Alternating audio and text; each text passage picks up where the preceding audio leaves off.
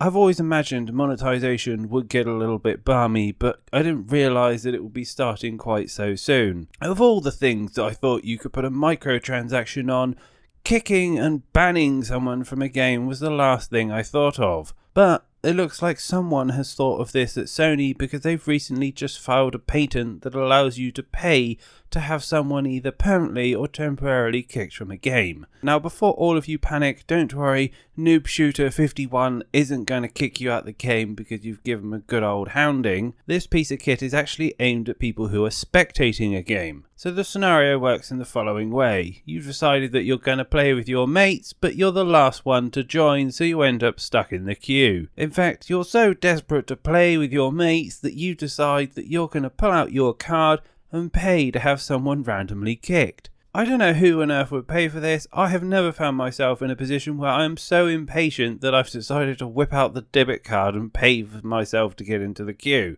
And believe me, I've been in some beefy queues in my time. WoW releases. Does anyone remember when Diablo 3 came out? This is just the point. I don't quite understand what market they're aiming at. Generally, games are frowned on if they don't support the capacity for you to play with your friends, and most algorithmic entities will actually find space for you where you and your friends can belong. Anyway, I get the feeling that Sony have bought this one up so they can put it on a shelf and maybe pull it out later on down the line. Or God forbid, we can end up in a gaming society where Sony and various studios actually implement a queue on purpose, making the quality of life that little bit less fun so we have to pay to get out of it. No, the gaming industry would never do such a thing. I'm yet to see where this kind of thing would be fun for anyone, but I do find the whole technology rather fascinating. And here's the funny thing, if you're worried that you can't afford to kick out Mr. Noobinator69, then apparently the tech allows you to split it across multiple people and you can all chip in to kick him out the game. However, interestingly enough, the microtransaction for me was the main kind of grabbing point for this patent.